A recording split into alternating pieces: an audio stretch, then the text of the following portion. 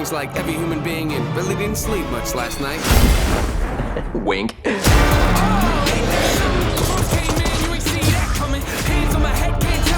got some move.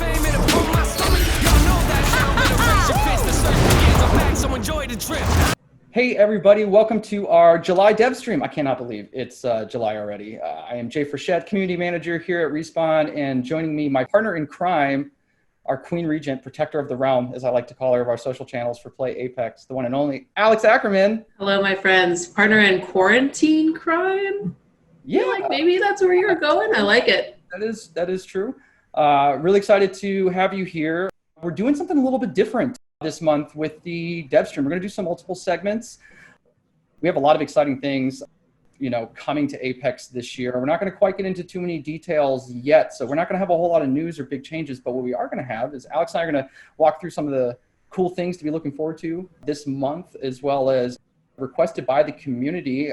Earlier this week, I had a chance to sit down and talk with some folks from our audio team where we talked a little bit behind the scenes about making the music and themes. For the game, we're going to have an ALGS update from our Summer Circuit series with John Nelson, our commissioner. And last but not least, we will finish things off with Alex and our writers as you guys celebrate and look through some of your favorite things that you saw during our community's hashtag 31 Days of Apex. Yes. That they've been doing, which is just incredible. It'll be really, really exciting. So first off, let's get to some of the new stuff. We announced at EA Play that Apex is coming to Steam this year, which is really, really exciting. And we got a reveal of some special things that are going to be available for players when that launches. Alex, why don't you show us what we got? Yes, absolutely. So we have partnered with Steam to create 3 gun charms that are based off of the various Valve IPs. Pretty amazing stuff. We have the Head Crab Octane, the Portal Potato, which I think is probably the most fantastic thing I've ever seen. And then we also have the Portal Cube with our sweet little baby Watson, which is just so stinking cute. But these charms are going to be available when we launch on Steam for all players who log in. It's just a login to claim type scenario. They are available for a limited time. So once we get closer to when we will be launching on Steam, we'll be putting out some more information on when exactly those timelines fall under. But in the meantime, you can wish list Apex on Steam and follow Apex Legends on Steam just to kind of stay up to date with all the latest information, because we'll be posting that there. Awesome. I really love too, like how well the artists kind of put the appropriate characters in the situations. Octane with the head crab scenes, Yeah. and then Watson with the companion cube. We also have another Twitch Prime exclusive skin for those who link their accounts from Twitch Prime members. We've been doing these for a while. These skins have been absolutely amazing. Next up is our man Pathfinder, right? Yes, and it is Swimming Buddy Pathfinder, which I think is just so fitting for the summer. He has his little floaty devices, it kind of looks like, on his arms, which I totally feel like Pathfinder would be the person who goes into the pool with floaty, like arm floaties on. So it's just really adorable, and I think a lot of fun for the summer. So that's available right now, and it's going to be available up until August 14th. So make sure if you haven't yet, get into the game, link your accounts, and grab your Swimming Buddy. And then last but not least, this is definitely also something very exciting that we have coming, our Summer of Plunder sale. Yeah, buddy. Which I think there's going to be a few items in there players are going to be really happy to see there. Yes, so we have a couple of bundles that are going to be available during the summer sale. Some that include a Loba unlock. So you actually unlock Loba as a legend, and then also some goodies for her as well. But then we have other bundles that include the famed Voidwalker Wraith skin, which will be making a return. Very excited for that one. And then also we have some bundles that focus on Apex packs specifically and kind of add a couple extra to the mix just to kind of make it worth your while. So a lot of really, really cool stuff coming to this summer sale for sure. Yeah, it's cool to see us getting creative with the different ways that we're offering sort of these bundles and packages, and it's neat to see them like themed in different ways too. So for players, we're just really looking forward to hearing your feedback. And for those of you who missed your chance to get the Voidwalker, here you go. So, that's pretty much what we got for the news. Alex, though, we're going to be having you again towards the end of the show. Walking our writers through our 31 Days of Apex would be really awesome, so stay tuned for that. But coming up next, we have our ALGS update with John Nelson. Let's take a look. Hey, everybody. Welcome to kind of our first ALGS recap segment. This is going to be really exciting. With me this week is John Nelson, our commissioner for the ALGS here on the team. You guys have been super, super busy. We've had a lot of exciting stuff going on with the summer circuit. Let's kick things off, John, by just breaking down for us, what is the summer circuit? Cool. Thanks, Jay. The Summer Circuit is a collection of online tournaments within the Apex Legends Global Series. It runs from June through September and offers $500,000 in prize money. Through the first 5 months of the ALGS, there have been a lot of online tournaments for 8 small regions. But with the Summer Circuit, we've combined those small regions into 4 super regions. So we've paired Europe with Middle East and Africa, North America with South America, Greater Southeast Asia with Australia and New Zealand, and Japan with Korea, so that we can see what happens when the best of each region come together to compete. So we've run just over this last week, and we've done 2, right, of the super regionals now within the circuit. Can you kind of like quickly recap for us so far what you guys have seen happen? Have there been any surprises that you didn't expect? Yeah, sure. So through the first 2 weeks of the Summer Circuit, over 1,000 teams have competed from around the world. And 21 have qualified for their respective super regional playoff. And in total, so far, $56,000 has been awarded. In the Americas super regionals, teams from the United States came out on top in both weeks. In the EMEA super regional, the winners have come from Denmark, Russia, the Ukraine, and the United Kingdom. In APAC North, teams from Japan have narrowly defeated teams from Korea in each of the first 2 weeks. And in APAC South, a team from Australia won in week 1, but in week 2, it was a team from Hong Kong that came out on top. Wow, so you see kind of like, people from all around kind of like flexing a bit, like, and kind of dominating in their different areas for sure. Totally. Yeah, it's been really fun to watch just the level of talent that there is all around the world. John, one of the things I'm interested in is, there's been a lot of great plays, a lot of great moments in, these tournaments that we've been having. It's incredible to watch the level of play that these players operate at. Has there been any moments for you that really stood out in the Summer Circuit? Definitely one in particular. In Super Regional Week 1 for APAC North, Japanese team Detonator put up 34 points in Game 5, the final game of that series, to win the Super Regional by 2 points. Oh, wow. So they put up one of the biggest performances I've ever seen in a single game from one team, 22 kills in first place to, come from behind to win that one. What a time to do it. Wow. Yeah, super clutch. That's awesome. So John, for you, watching these summer circuits and seeing these players that are just operating at this incredible level and all the new things, strategies and meta that they're coming up with, has there been any moments that really stood out to you watching these summer circuits so far? Yeah, definitely one in particular in the Americas Super Regional of Week 1 to see Nicewig, who is a controller player, also, a community fan favorite. To see he and his team come out on top in first place was really cool to see. So you guys are still going. We're not done yet, right? So, what are the next events coming up in the summer circuit that players should be looking forward to? Sure. This weekend is Summer Circuit Week 3, where we'll see teams again from all around the world try to qualify for the playoffs. But also, if you missed your chance to sign up, registration for Summer Circuit Week 4 opens on Tuesday. And after that is the last chance qualifier. Like that name implies, it's the 5th week of the Summer Circuit, in which the last qualification opportunity for teams that haven't yet punched their ticket to the playoff. So it'll be fun to watch that competition, where we get to see how up-and-coming teams perform, not only under the pressure of their final opportunity to qualify, but also how they perform when the likes of TSM, Gambit Esports, Detonator, and Invictus Gaming are absent because they've already qualified. That is exciting. I always love the sort of dark horse players that can come in and, shout out to the broadcast teams and the casters. And speaking of which, with these coming up, our last question for you, where should folks be tuning in to watch this stuff? The Summer Circuit is streamed live on twitch.tv/playapex and youtube.com/playapexcompete. And the Play Apex Compete YouTube channel is also a great spot for all of the Summer Circuit and ALGS videos, in case you can't catch the action live, or you want to catch up on all the competition that happened so far. Awesome. Well, John, appreciate you guys are super busy right now, and all this challenge here of like working remote. Appreciate you letting me pop in for a little bit to get an update on what you guys got going on. I'm excited to watch circuit number 3 coming up. Thanks for having me, Jay. Yeah, you bet. All right, next up, folks, don't go anywhere. We are going to be having an interview with some of the folks on our audio team about the music behind Apex Legends. Stay tuned. Here we are. This is a very special segment I'm really excited to do. We had heard from players after the last Devstream. It'd be really cool to talk about a lot of the awesome music that has been in Apex and that we've been adding to with each new season of the new themes, the new legends. So with me, I have 2 very, very special guests. First off, Barton. composer. I don't even know where to start. With your background, you have been working in TV, films, and games for like well over a decade. Maybe two now. Including Getting old. composer for Titanfall 1, Titanfall 2, and for Apex Legends, as well as a ton of original music you did for the score for Jedi Fallen Order. I believe you told me yesterday 8 to 9 hours worth of music you had last year. Yeah, the 2019 was a little bit busy. That is, you had a little bit of work to do. Absolutely, just a bit.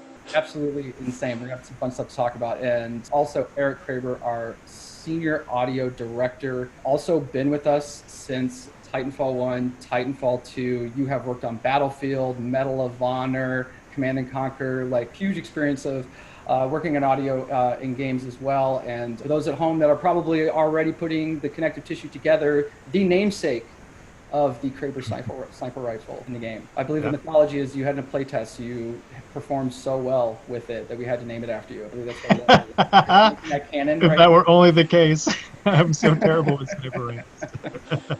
Well, thank you for guys for being willing to come in and talk to us a little bit and go a little bit behind the scenes on the work that you folks are doing with Apex, specifically like around the music.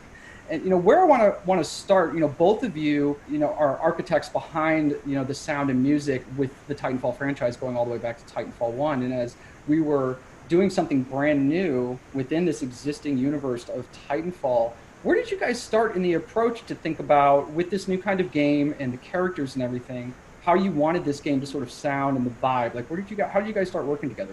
That's a really good question. I think it was an interesting one, because I think when we started talking about Apex originally, it became this. I mean, one of our biggest focuses was, what is music in a battle royale game? Like, even forgetting for a second that it's even part of the Titanfall universe, the function of what we're trying to do is very different to a single player story. So obviously with the campaign in Titanfall 2, we'd that was something we approached in a very linear way. I was trying to make you feel like this is like a playable movie. It's an arc. The story is sort of forever driving forward. And so taking a look at Apex the first time was sort of clear that this was not anything like that. There's in no way is it like that.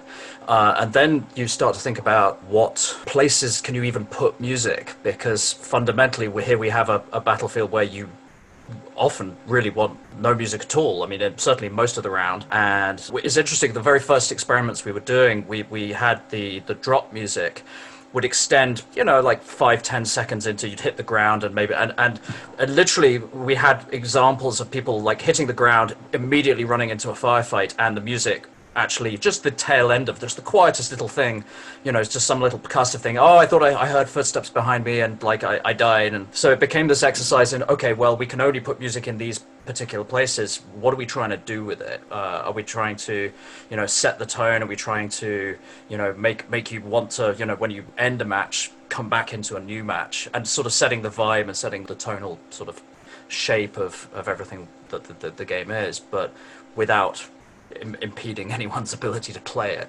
So I mean, I think that was the biggest difference for me. It was like nothing I'd ever really thought about before.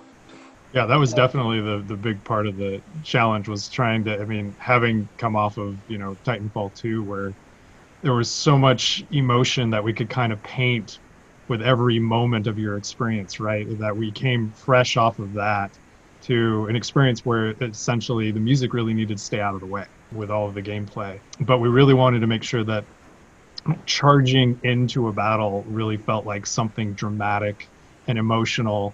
And I think Steven's early work on that just really helped solidify that feeling that when you get in there and you do the drop, you really feel this excitement, you losing your stomach as you're flying down onto the battlefield ready to charge in, and you have your adrenaline's rushing at that point a lot, because the music is helping kind of support that whole moment going into the game. We had another big thing, I think, when we were working on the very first suite of music, as we call it, where each character and the main theme has a suite. It's a set of modules that we know fit into the places that they go. Which was the first time we did that. I think one of my biggest concerns was this was going to be something that you were potentially hearing many times over. And also, my second biggest concern was the fact that for most people, unless you're on the winning team, for most people, you've sort of lost and you're coming back into it, whatever piece of music where we put there would almost have this sort of Pavlovian response of it being the you suck music. And there's this thing of like, oh, actually what we want you to do is it's almost like a feeling of positivity. We're like, okay, get back in there and try again. That was a lot of what the original suite of music was about. Was sort of, we were trying to create something that was positive, was feeling upbeat. It didn't want to feel too dark, too down. And it also, a lot of Titanfall 2 was pretty dark, so it was, kind of had to jettison that and say, okay, well, what's uplifting, what's going to get you pumped to get back into the next round. So that was the sort of the genesis of first original theme suite. Was there any particular music you guys were listening to at the time that sort of was like, ooh, this is kind of the vibe I'm going for? Or any particular inspirations that kind of kicked it off for you to get that vibe that you wanted? Kind of, there needed to be some bridge to the Titanfall palette, right? That we established something there. It's still in the universe. Steven had really established that feeling, but we also, like he was saying, we wanted that sense of positivity. We knew we wanted it to be more electronic. I think something that's also different about the tone of it is that in some cases it's almost like writing a mini EP more so than writing a score, where when we do the music for each of the different legends, we're trying to think about how do we keep shaking up the theme, and how do we even refer to things as bridges and verses and choruses, which aren't really terms you use for music that you would write for an album, popular music, more so than you'd use for score, because score there's when you're doing it against picture, there's no real sense of like, this is when the chorus happens. So I know that we've had to kind of shift our thinking to start having more popular music be influenced. Well, I think the biggest thing tonally, I remember I sort of was looking back to a lot of things where I was like, what gives me the feeling that I want to have from this? And a lot of the music that kind of ticked that box, but was not right per se for what we were doing, but like tick the box in terms of it hit that sense of feeling was I was looking at a lot of like 1990s sort of like big beat EDM stuff where it's big rises, big sort of almost, there's a lot of progressive house stuff where it's like big rises to us and then sort of huge, and there was a sort of a kind of late 90s early 2000s sort of symphonic EDM kind of stuff, like artists like Hybrid, little bit of Fatboy Slim, little bit of Chemical Brothers also went there a little bit. So I was thinking about a lot of that whilst not necessarily going sort of specifically there, but there's definitely sort of things that are inspired by that. I mean, there's we have orchestral elements, but I'm putting whopping great filter sweeps on them like you would do in a big beat record or something like that. So that was very much the feel. It was like what gives you that feeling of euphoria. Also, I think a big reference that I had was less dark than this, but like a lot of shoegaze, like late 90s early 2000s shoegaze music, sort of just has that feeling of like a wall of sound and power, and it's just there and present and fills the whole space.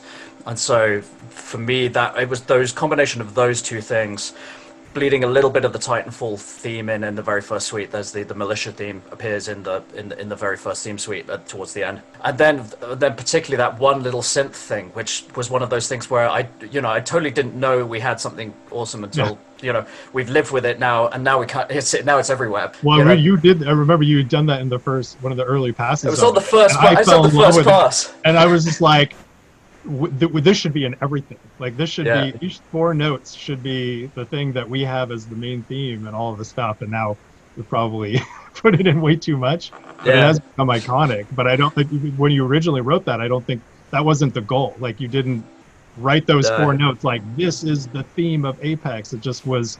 It was something that came organically out of the piece that you had written. Yeah. And we fell in love with it, and we just said, God, yeah, it feels different. It has the right tone.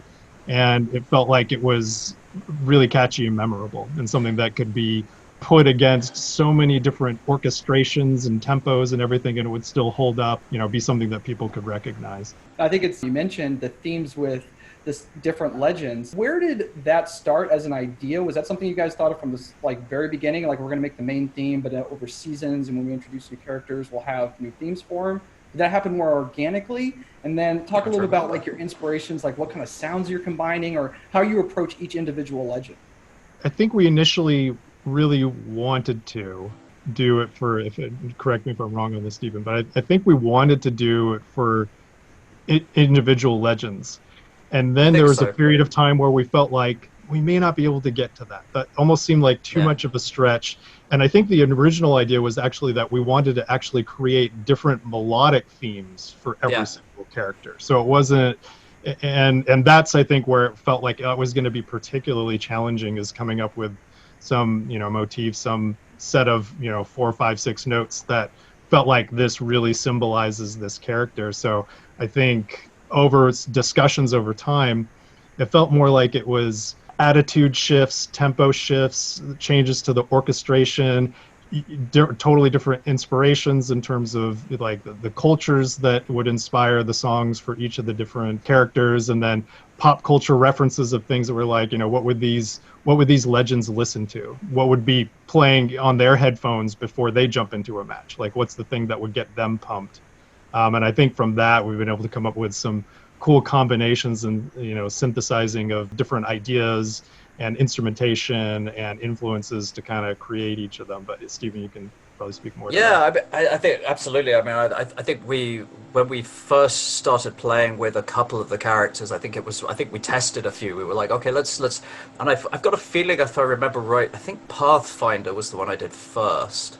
Yeah, that one's amazing. I love that one right off the bat. I'm like, oh my god! I think once we did a couple, we were like, this could work, and it sort of. And I think once also because we had a very clear sort of boxes. Character select is always at 120 BPM because of the nature of how it has to hit the cuts between each legend's selection moment on the screen. So I sort of have like a kind of architecture that I can put things into, and I know that the architecture doesn't change, but the what's in it does. So I think once we did Pathfinder, I think we were then like, okay, well, this is going to work, and then it was largely about just sort of finding what influences and what sounds. And Pathfinder was, for example, I mean, a lot of the references are things where there's usually two elements to it. One is there'll be some random thing that you might not necessarily know that it's riffing off a certain thing. Pathfinder is basically a Beck track with way more electronics in it than he would probably go for. Although actually I think his last record was pretty electronic. But so there's that side of it where usually it's just something I'm screwing around with, which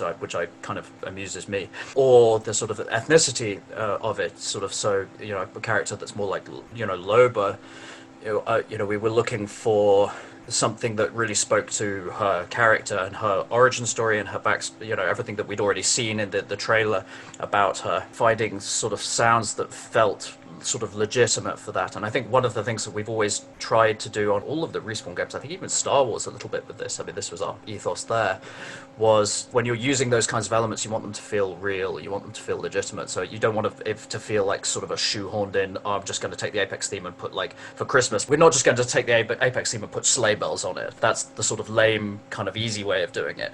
Both the Mirage Voyage, doing some, like, LMFAO track, basically sort of, that he triggers, that's 1000% feels like it could be one of those kind of tracks, or the Christmas lobby music where it's like the backing of a Sinatra track, and it's but for that, where instead of we literally recorded that in Nashville with a big band, it's as legit as you could get. And so I think that's always been our approach to it, is like, if we're going to do it, we'll do it well. Do you guys have a personal favorite of the themes that you've done so far? Well, Pathfinder definitely is near and dear, so that would probably be at the top. But I do really like the Loba's Pass, the take on it, where we had the combination of Beyonce, where we kind of wanted this very sort of pop, modern, but powerful, strong woman, but also have something that almost has a high-end kind of fashion feel to it, but also all the South American kind of influences and all of it. I think that one just turned out great. I mean, I think the most fun to record was Christmas, just because it was so absurd. And Steve Schnurr is the president of music of EA, sort of, who will come in occasionally to the sessions because he's in Nashville, and he walked in and was sort of had this sort of expression of like, what the hell are you doing? I thought this was Apex. This is why you've got a big band in here and like this swing band thing going on. So that was kind of fun. I've been quite partial to Revenants, I think, just because I think it sort of was one of those ones where it sort of turned out the kind of the way we wanted it to, and it was something like Loba. I mean, I was driving for lunch just out by Respawn. I pulled up at a live night, and I had my windows down, and there was a Cadillac pulled up alongside, and they were playing Drunk in Love on like ridiculous volume, and it was one of those sort of cars where they literally, you could only hear the bass, and it was just, but you could feel the bass, and I was like, that's cool, that's Loba, because it was just that sort of feel, the sub bass hits you, and I was like, if we could do that, that would be cool. And there's often things where we'll try something out and be like, nah, that wasn't a great idea. But that's having that sort of ability to be able to try stuff out and play with it is fun, because we have good amount of time to do it as well. So it's great. Yeah, I mean, the fun part for me now is having worked so long now with Steven is that a lot of the time my direction is very little. Usually it feels like with maybe every other legend, there's an email that comes by or a message that's like, how far should we push this? And I say, yeah, push it as far as you want, and then we'll pull it back. Let's start going as far outside as possible, and then if it's not right, then we'll keep pulling it back, but never want to stop the creative process. Very, very cool. Speaking of the process, we've had some challenges this year in the process with COVID, and all of us have been working from home for months, and this all affects all of us in our different disciplines, affects us different ways. Especially affects you guys. Steven, you mentioning like doing the holiday theme was, you did that with a live orchestra, with an actual band and instruments. How has your process sort of changed, and how you guys being creative around the ways you're kind of working around it? It's changed a lot in some ways, and then in other ways it hasn't. I'm currently in my spare bedroom with the mattress pushed up against the wall, and that's it's very much a sort of temporary setup. But I've got five computers heating up our spare bathroom, literally, which has become my machine room. That's so our electricity bill went up, but that was about it, really. But yeah, it was. I think the biggest thing was probably. The hardest thing was the Fortune's Favor piece. That suite, we'd had an idea, I think, as early as probably like it was December or January where we'd sort of first talked about it, and it was before this that we kind of knew we're gonna go for big orchestra on this piece. Yeah, we were like this is going to be Indiana Jones taken up to 11, and like with Apex production values, we're going to make it sound like huge. And so we knew we wanted to do this, and that was very much the thing. And then obviously we get a call where we're certainly not allowed to put 90 musicians in a room together, which is what we would usually do for something like that. And so that one was a little insane, where we literally had individual musicians coming in and recording in a studio in Nashville. They were literally sanitizing the studio between musicians. And then I get this session they would send with literally every single player split out. So it's, flute 1, flute 2, flute 3, oboe 1, oboe 2, oboe 3, all the way down through all the brass. And, so we ended up with this massive session, and sort of, kudos to Steve Genowick, who mixes all the music for us, because we're also mixing in 7.1 surround. So, usually that kind of thing is created, the surround channels are created in the room. There's, microphones are there for creating those side and rear channels for those people who have 7.1 setups. But that didn't happen, so we had to recreate all of that artificially. And it took him a few more days than it would have usually taken him, but I think the results turned out pretty good. Yeah, that's definitely not the way we usually record something like that. But yeah, it ended up being, what was the channel count? It was like over 600. It was six or seven. I mean, we were maxing out like I think 2 Pro Tools rigs. So to give some reference, I mean that's probably 4 or 5 times as many channels as we would normally be mixing. Yeah, and when we're normally mixing 120 to 150 channels of stereo, but that's already a lot, because we kind of we've always liked these sort of dense walls of sound and these sort of lots of elements going on. And the way I tend to work is I tend to sort of I put lots and lots and lots of things in, and my mix process is actually a process of taking things out, just figuring out like what isn't necessary. But I tend to overload and put too much in and then pare out, and so yeah, that definitely turned into a bit of a headache for him. I mean, the poor computer was on its knees, I think, at the end of that. That was what the goal we set ourselves, so we had to do it. Steven, I know you're putting together a little demo for us where you're going to show. Yes. Actually, break it down for us. What are you going to be showing us up here? So what I'm going to show you next, coming up, is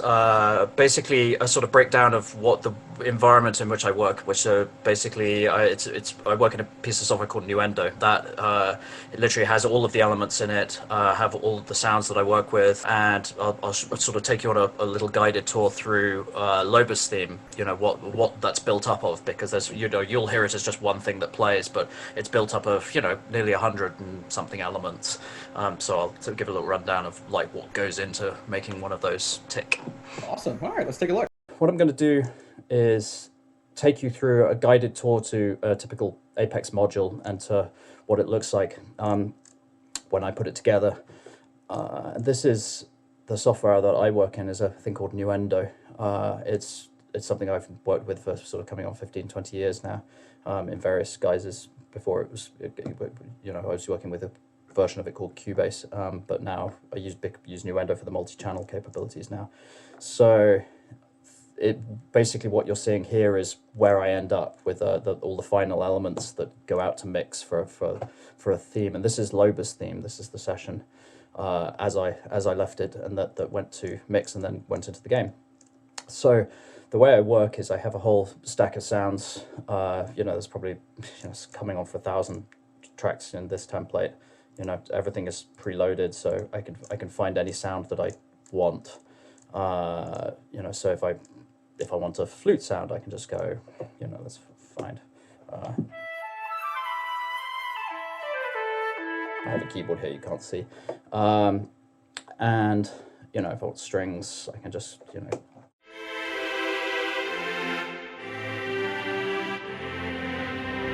So literally, or big percussion, or this one is not hooked up. Oh, there we go. So basically there is, instant ability to sort of go towards any kinds of sounds we want to try out and any musical ideas, and I can quickly sketch up ideas and send them to Erik and get his feedback on them.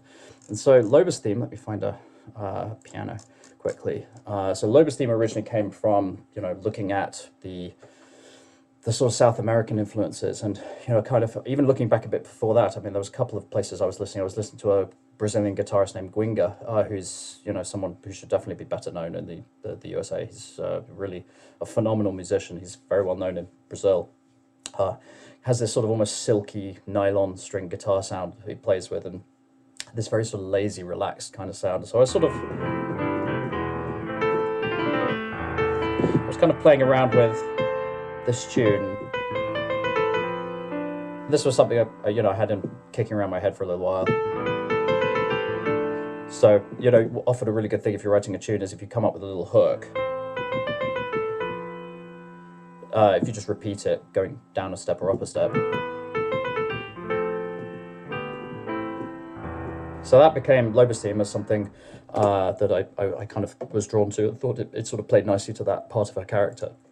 So the very first thing I did was sent that to Tom Straley, who's a brilliant guitarist that I know very well. And you've heard him on dozens of records, everything from Justin Bieber to tons of soundtrack work. Anyhow, I sent him that little sketch. I literally just jotted it down on a piece of paper and said, what do you make of this? And he quite quickly sent me back this.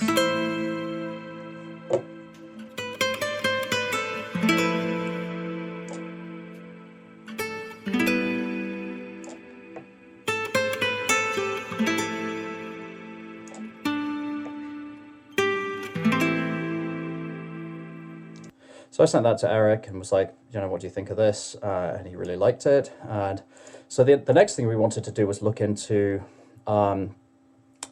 the other side of it, the sort of the kind of urban, almost like a trap beat kind of thing. So the basis of that I always knew was going to be the bass, and some kind of really fat, low end element that's sort of really prominent in the track. And so. And I also knew I wanted it to be quite energetic because I sort of knew this was going to become the drop section, and I often work like that. I often sort of figure out the drop part and then almost work back from there. So, this is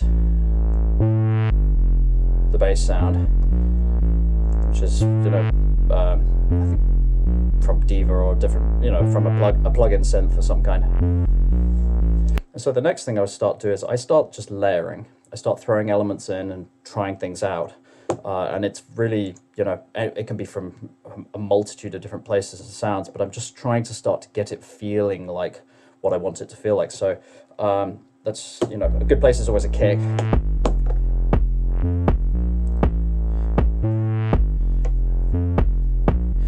And the thing with that kick is it's quite high. Usually you end up with a kick sound that's much lower and sort of, you know, a low thump. But actually this time I knew I wanted something that was going to sort of live above that bass line, because you try to sort of pick elements that aren't going to fight each other but are going to complement each other. So and you know, then I started building up the snare parts, just giving it a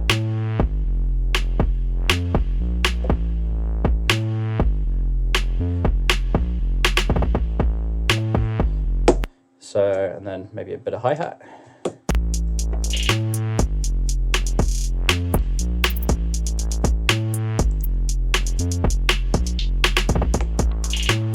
Some little rhythmic elements, you know, and I'll play with these, I'll filter them, put plugins on them, you know, that's got, you know, just a bit of EQ, and then a little bit of, I started looking through a lot of Brazilian elements, so, you know, kind of Brazilian shakers, and making almost like little loops out of them, and sort of, you know, building those in, just you know, moving them around and trying to get a feel going. So, you know, let's add in the snaps and the claps as well, and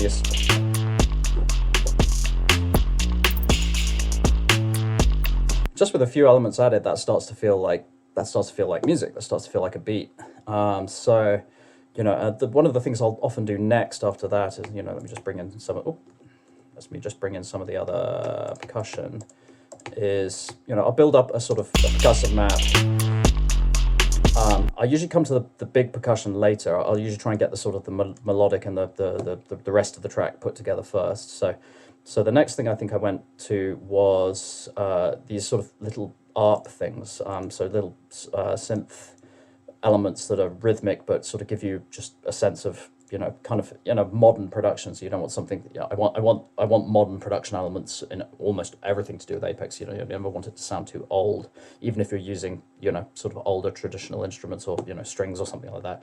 The core of it is always electronic. So, you know, I might have a sound like this. And this sound is like, you know, if I take it out, you know, shimmery. I've got a boatload of reverb on that. In fact, it's all reverb. So which is nice, because it gives you a sort of it gives you a backdrop almost to work with. So if I take it off, you'll hear the sound quite different. Add in a few more of these elements.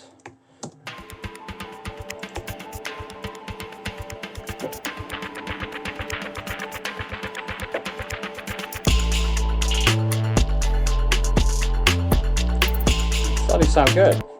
And then, you know, I'll usually start to sort of find rhythmic guitar elements. So I have these cavaquinhos, which I've actually then chopped up, and, you know, kind of, well, you'll hear it's sort of, there's little loops, and I built, you know, I probably had just one, and I built sort of almost harmonies out of them. So just by having different notes and triggering them, almost like loops. And it just gives you a rhythmic backdrop, which is cool. And then a lot of what we do on Apex involves a lot of guitar elements, but that are sort of almost leaning into, you know, the slightly shoegazy ambient guitar world. And what I'm using these for a lot of the time is sort of, you know, kind of in place of what you might use if you were doing an orchestral track. Might be string elements, or, you know, you're just trying to give weight to it. And I'm, you know, a lot of the time I'm looking for, you know, this big sort of almost symphonic sound, but without actually using anything orchestral. So you get this weight to it, and a lot of the time in surround we'll spread these around you. So, you know, some of that might be in the rear speakers, and some of it might be in the side speakers.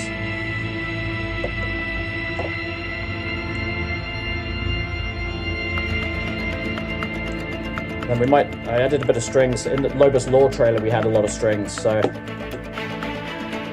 it's playing off the same elements and these little stealthy things. I knew also wanted something about her to be very sort of almost like classy and have this sort of, I mean, I don't want to say ethereal, but it's almost, you know, there's this sort of very, you know, above it all thing with her that I find, which I think is really cool. And, you know, it's so sort of stylish. And this sound is like, there's this little guitar called a charango, and what I did with this was run it through a granular synth plugin, which chops up the audio and reorders it into sort of completely not the audio that it was in, and then put like delays and effects on it, and you can sort of, with these tiny little grains, you can get this sort of shimmery sound that sort of, you'll hear it on the top. Get that little shimmer on the top. I took it out. It adds a lot. And maybe various synth elements. Big synth pads and stuff like that. And then another thing is, we wanted there's often a lot of low sort of cinematic kind of percussion. So, I was trying to be sort of region specific and go to South America, and there's these fantastic things called bombos, which are, I think Argentinian originally, but they exist all over South America. And so I have these terrific ones that Alan Meissen recorded, I think at Warner Brothers, that are just huge sounding, particularly on the drop sequence. That was just adding a bit of low weight, but here you'll hear. Just gives you. And so that I might add some big toms, surdos, and stuff like that. So,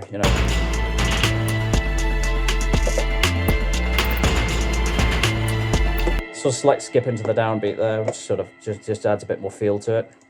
Various other low percussion. That's also some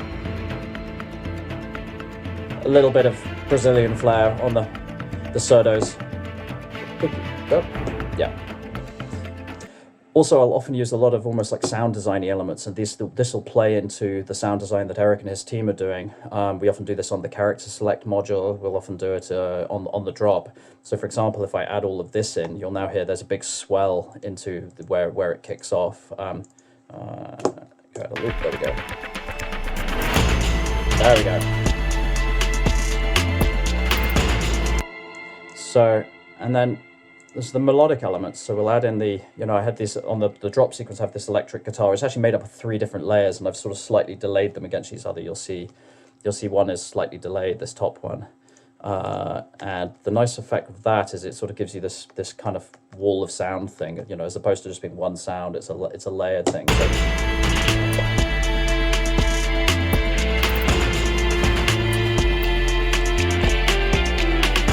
and last but not least, we have the Apex lead that everyone now knows very well.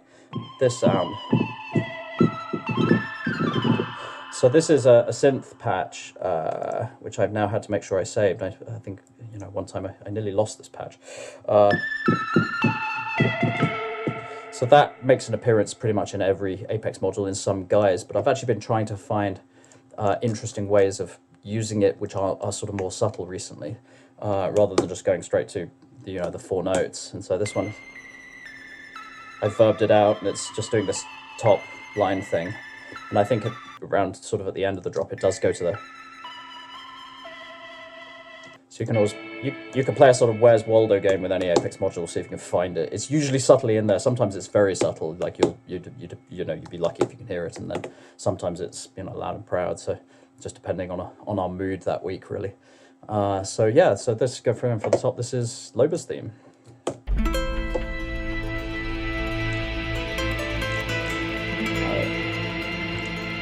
Let's show the mix.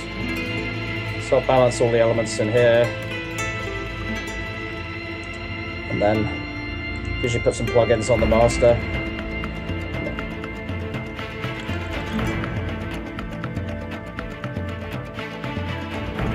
This is just to increase the dynamic range, just so in game we want it to be, pretty hot. And then I pass all this to Steve Janowick to mix, and he does his own mix in 7.1 of that, and that's what goes into game.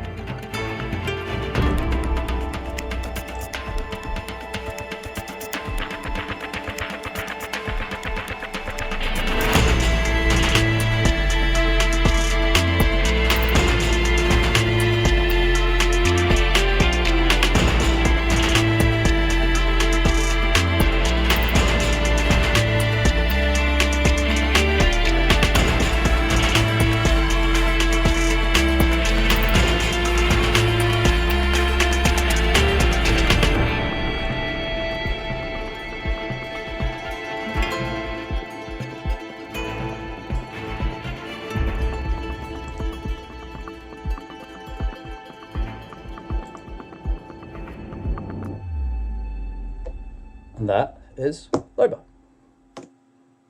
before we leave, we got one more segment. We're going to take a look at some of our favorite community art. Stay tuned for that.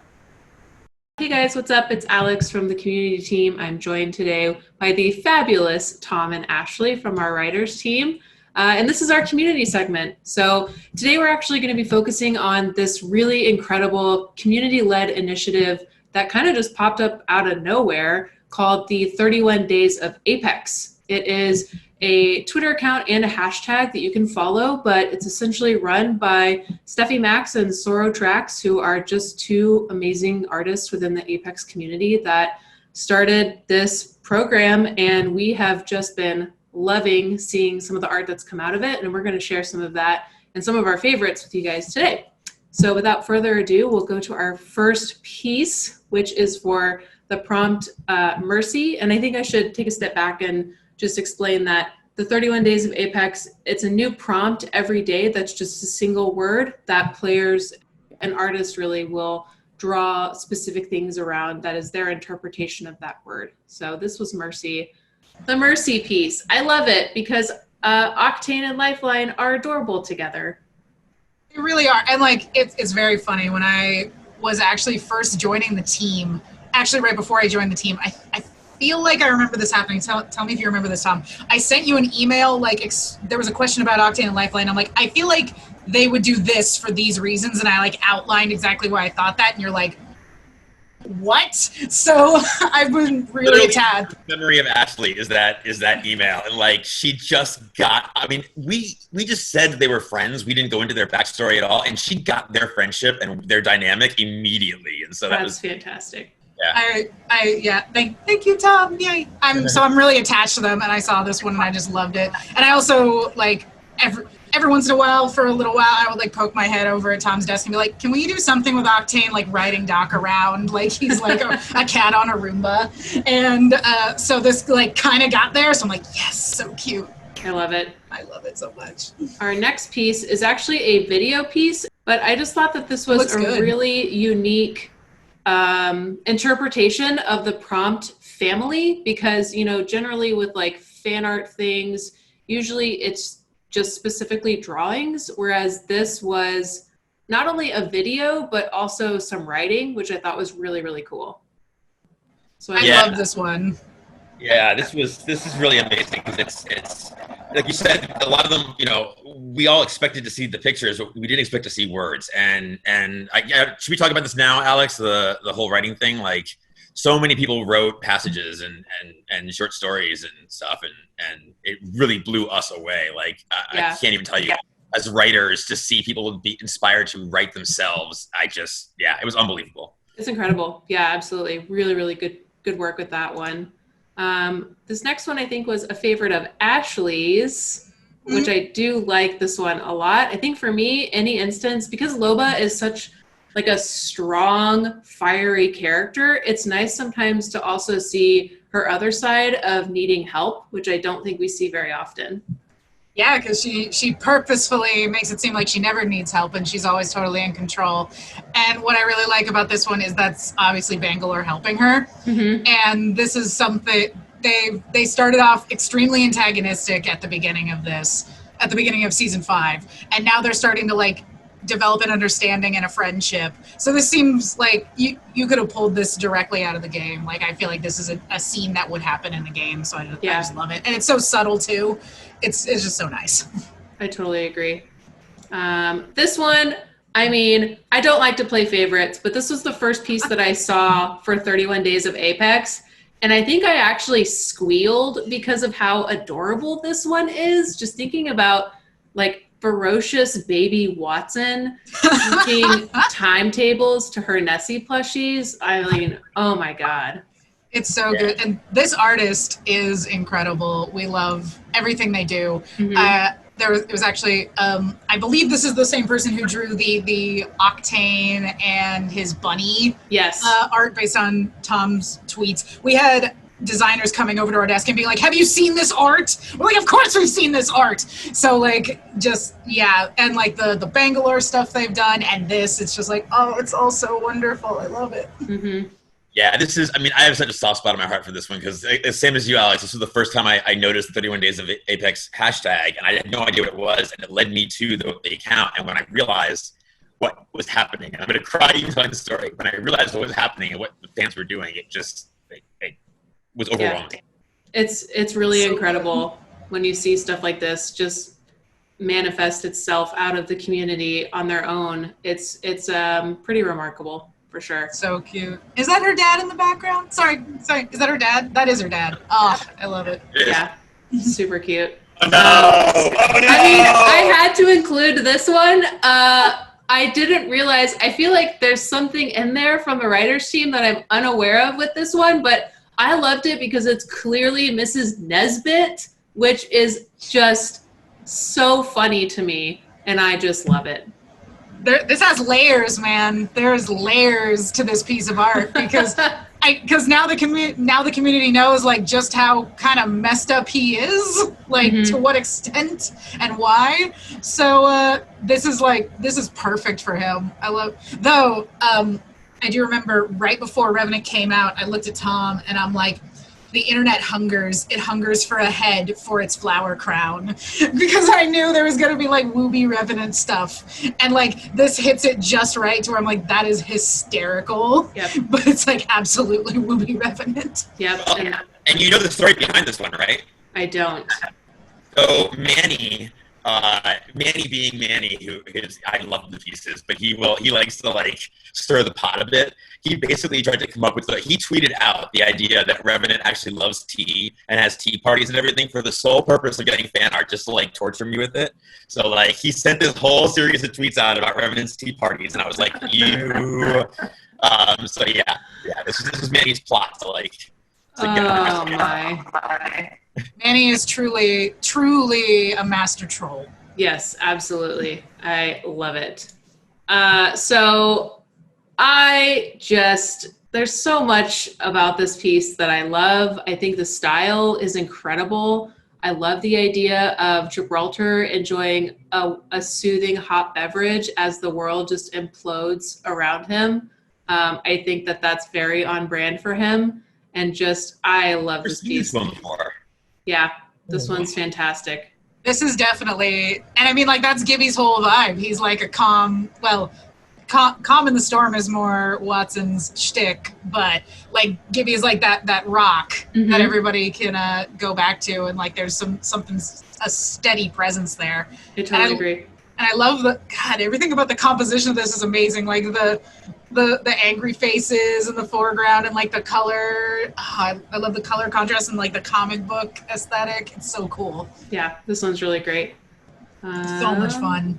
This one, I like this one because I've noticed that this artist is kind of like framing up all of their pieces in the same way. But this one was really interesting to me specifically just because you do see like the original scientist face and then the juxtaposition to the caustic that we know. Yeah. Fantastic. This was all, and this was, I remember Tom, like this was this the backstory that Manny and Mo came up with? I can't remember. Manny and Mo came up with this backstory, Okay, because I remember there was kind of confusion over where to go with this character, and I really love where they landed with it. Though I also love people making the jokes of like, you have Nox canisters, like you're the worst at disguising yourself. But I love the serious take on it. Yeah, it's really fantastic. This one, I mean, I love it. I love it, but that's what I was gonna think. Oh wait, Tom, are you a shipper? I think I like this one because, with the season 3 CG piece, we really set up this relationship with them that is very like, I think it's love-hate ultimately. I know that they would both like to have it portrayed as just 100% hate, but I think at the end of the day, that they have each other's backs, and that's definitely represented here. Absolutely. Yeah. And that's what Apex is all about. It's like you can hate your squad mate, but like at the end of the day, you're gonna try and revive them. You know what I mean? Like you're a team, you're a family, and you're gonna get through this together. Like that's kind of the point of the game. I totally agree. Absolutely. this one. Oh, I love it. This is the fan art equivalent to Ashley's email to me. No, because we haven't said much about Octane's family at all, and yet the artist just completely captured everything about it. Like it's just fantastic. I mean, just how like rebellious he is, and the house just stodgy and like gray the house is, and it's just, I love it. I really think it also speaks to just how incredibly perceptive and imaginative this community is, because you're right, we really haven't said a whole lot about Octane's family, and yet they've nailed it. Like they 100% have translated it perfectly, and it's just phenomenal. I remember when I first said that like he was going to be rich, and like 8 people looked at me and they were like, "That guy's going to be rich?" Like, but it works so well. Like I totally believe it. It's actually very funny. There's a Reddit thread from forever ago and now, like a whole 2 weeks ago or something, and it talks about, people are asking like, is Octane dumb? Oh, because of the quest where he's like talking to Watson. They're like, is Octane like actually dumb? And I went and looked at it, and like people were really digging into his psyche and really like trying to understand him, and a lot of them like really nailed it. I'm like, God, that's amazing. You guys are really looking so deep into these characters. We love it. Yep, they really are. I really like this one. I think, again, this speaks to the like camaraderie of Apex. It is your family, and I can't decide for me who I feel forced Wraith into this picture, if it was Pathfinder or Watson, because I totally think that is something either one of them would have done. I think it might have been the combined efforts of both, because Wraith has said she has a soft spot for Pathfinder and Watson. So I think she'd be coaxed into doing exactly that. If she knew it made them happy, I feel like she would do it. Absolutely. She's a dark and brooding person, but I don't think it's because she wants to be. She's like, that's my personality. She has no problem with people being happy. So I think she likes it when happy people are around her. Totally. So I picked this one again because for me personally, this is like very selfish, but I love seeing the legends just like in their normal lives. I feel like we focus a lot on how their mentality and how they are in the arena, but people forget that the legends don't live in the arena. They have other lives that they carry out, and they listen to music and hang out and decompress. And I just think that this is such a beautiful take on Bangalore, who is, again, this very strong all the time personality, and it's nice to see her unwinding. Yeah, and especially her, because she hasn't let on all that's going on with her, but she's been kind of stranded in the Outlands away from her family for over a decade. So she's got a lot on her mind at any given time. Mm-hmm. And I was just going to say, I would say, because in the game, obviously, it's just back-to-back fights, but in the lore of the game, I would say they spend most of their time not in the arena. So it is really interesting to see them in their like home environment. Totally. And I feel like one of the things we did in Broken Ghosts that like we set out intentionally to do was to kind of deepen her and make her not just the soldier, and show her a real personality, a real 3-dimensional person there. And I think that this really captures something that like, the contemplative Bangalore that we had at the end of Broken Ghosts. Yep, for sure. I love her freckles. Yeah. Me too. It's a nice touch. And then to wrap it up, this really, really stunning Bloodhound piece. As a Bloodhound main, this just speaks to me. It makes me so happy. And I love the thought that maybe Bloodhound has Archer, of course, but that, they're constantly just surrounded by all animals, and all animals kind of like flock to them. So I just love this. This is amazing. I love the composition on this one, because I don't want to say like you don't expect like stellar composition from fan art, because it's not true. We've obviously seen some amazing composition right here, But just seeing something so different was so cool when this came across my timeline. I just loved it, and it also I'm imagining like the emote where Bloodhound is like spinning through the air with all the birds surrounding them, and then this flashes to like 8 hours later when they're all chilling. Totally. Yep. I totally get that as well. Cool. Well, guys, thank you for joining me on this as we adventure through just a very, very minute portion of the 31 days of Apex activation. If you haven't seen it already, I really, really highly going and checking it out for yourself. Again, it is at 31 Apex Days or hashtag 31 Days of Apex on Twitter. We are only halfway through July, so there is so much more content that could be created, and I have no doubt that it's all going to be really amazing. And then Tom and Ashley, as always, thank you guys for joining me. This was a lot of fun. Thank you. Thank you so much. Oh my God, I love it. Likewise, and we are going to throw it back to Jay. Thanks, Alex. Well, that is our episode for this month. We hope you folks enjoyed it, especially our BTS interview with the audio team. It was really fun for us to do. And if you folks would like to see more of these, let us know, and let us know the kind of things you'd like us to go behind the scenes on to learn more about how we work here at Respawn and make Apex Legends. Now, before I let you go, don't forget, for those Twitch Prime members, link your accounts for the Pathfinder Swimming Buddy Twitch skin, available right now for a limited time. Our Summer of Plunder sale is off to the races and happening, so make sure to check out the game for the bundles and sales that we have available. And last but not least, make sure to watch the ALGS Summer Circuit Super Regionals number 3 happening this weekend on twitch.tv/playapex and also youtube.com/playapexcompete. This was a pleasure. Please stay safe out there, and we'll see you next month.